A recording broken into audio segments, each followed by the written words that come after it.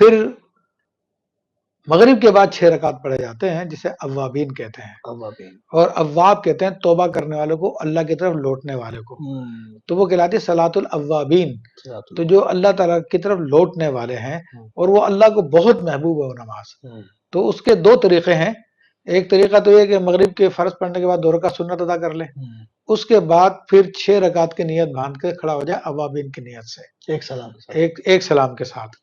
دوسرا طریقہ یہ ہے کہ مغرب کے 3 رکعت فرض پڑھنے کے بعد ڈائریکٹ 6 رکعت کی نیت باندھ لے، جس میں 2 رکعت شروع کی سنت ہو جائے گی اور باقی 4 رکعتیں وہ اوابین ہو جائیں گی۔ اچھا، تو یہ بڑی عظیم الشان اور عظیم اس کے فائدے ہیں، اس کے انسان اگر عادی بنتا تو پھر اس کو پتہ چلے گا۔ سبحان اللہ۔ تو اسی طرح پھر صلاۃ اللیل ہے، تو صلاۃ اللیل سے مراد یہ ہے کہ عشاء کے بعد ہم جو 2 رکعت نفل پڑھتے ہیں، یعنی وتر کے بعد 2 رکعت جو نفل پڑھے جاتے ہیں تو وہ صلاۃ اللیل ہے۔ اچھا، اور اس کو جو ہے انسان کو پوری رات عبادت کا ثواب ملتا ہے صلاۃ اللیل کی وجہ سے۔ سبحان اللہ۔ اور اسی قسم ایک ہے تہجد کی، تو وہ جب سو کر انسان اٹھتا ہے تو اس وقت 2 رکعت پڑھ لے یا 8 رکعت پڑھ لے یا 4 پڑھ لے، کیونکہ 8 رکعت تک رسول اللہ صلی اللہ علیہ وسلم سے مروی ہے، تو وہ صلاۃ تہجد ہے، اور اس کے اتنے عظیم فوائد ہیں کہ اگر ہم ایک پورا پروگرام کریں تو بھی ناکافی ہے، اس صرف تہجد کی فضیلتوں کو بیان کرنے کے لیے، لیکن مومن کے لیے اتنا کافی ہے کہ رسول اللہ صلی اللہ علیہ وسلم کا طریقہ ہے، اس لیے اس کے اندر دنیا و آخرت کے تمام بھلائیاں جمع ہیں۔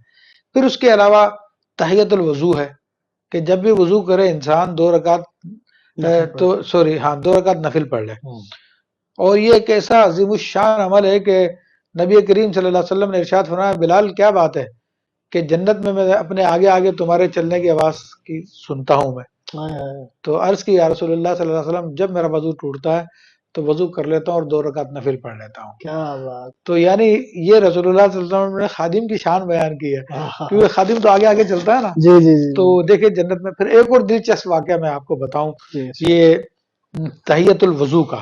جی، حضرت علامہ عبد الوہاب الشعرانی قطب رحمۃ اللہ تعالی علیہ نے اپنی کتاب الطبقات الکبریٰ میں یہ لکھا، یہ بھی عظیم شان شاذلی بزرگوں میں سے ہیں، کہ شیخ سیدنا محمد حنفی، شمس الدین محمد حنفی رحمۃ اللہ تعالی علیہ، جو عظیم شاذلی اولیاء کرام میں سے ہے اور صاحب تصرف بزرگوں میں سے ہیں، دنیا بھر کے بادشاہ لوگ آپ سے محبت کرتے تھے، آپ کی خدمت کرتے تھے، اور زمانے میں آپ کا ڈنکا بجتا تھا، اور آپ کی کرامتوں کو دیکھے تو انبار لگے ہیں کرامتوں کے، اتنے عظیم الشان بزرگ ہے۔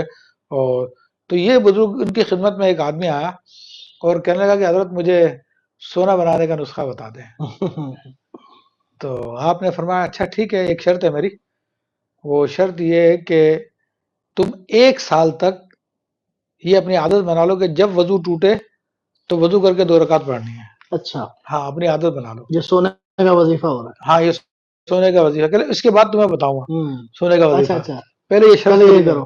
اس نے کہا حضرت میں کر لوں گا۔ ہاں، تو آپ نے اس کو لگا دیا۔ 1 سال بعد وہ آیا تو اس نے عرض کی کہ حضرت کہ وہ وظیفہ آپ نے کہا تھا بتانے کا، تو آپ نے کہا اچھا، کہا جاؤ کنویں سے پانی نکالو۔ جب کنویں سے پانی نکالا تو وہ ڈول پانی سے نہیں بلکہ سونے سے بھر کر آیا۔ واہ واہ واہ، کیا بات! پھر اس نے نکالا، پھر سونے سے بھر کر آیا۔ تو آپ نے فرمایا اس سے کہو مجھے پانی چاہیے، کنویں سے کہو، تو پھر وہ پانی آیا۔ کیا بتاؤں تمہیں سونا بنانے کا وظیفہ؟ کہ حضرت اب دل میں کوئی حسرت نہیں ہے سونے وغیرہ کی، کوئی تمنا نہیں ہے، اس نماز نے اللہ سے ایسا جوڑ دیا ہے کہ اب کسی چیز کی حاجت نہیں ہے۔ تو اسی طرح تحیۃ المسجد ہے کہ انسان جب بھی مسجد میں داخل ہو پہلی دفعہ تو جاتے ہی بیٹھنے سے پہلے 2 رکعت نفل پڑھ لے تحیۃ المسجد کی نیت سے، لیکن جیسے اگر فجر میں جاتا ہے تو پھر نفل تو منع ہے، تو فجر کی جو سنتیں پڑھے گا تو وہی تحیۃ المسجد کے قائم مقام ہو جائے گی۔ تو یہ پھر اسی طرح جب رسول اللہ صلی اللہ علیہ وسلم سفر کے لیے روانہ ہوتے تھے تو اپنے گھر پہ 2 رکعت نفل پڑھ لیا کرتے تھے، اور جب سفر سے واپس تشریف لایا کرتے تھے تو آپ علیہ الصلوۃ والسلام مسجد میں پہلے 2 رکعت نماز پڑھتے تھے، پھر گھر تشریف لے جایا کرتے تھے۔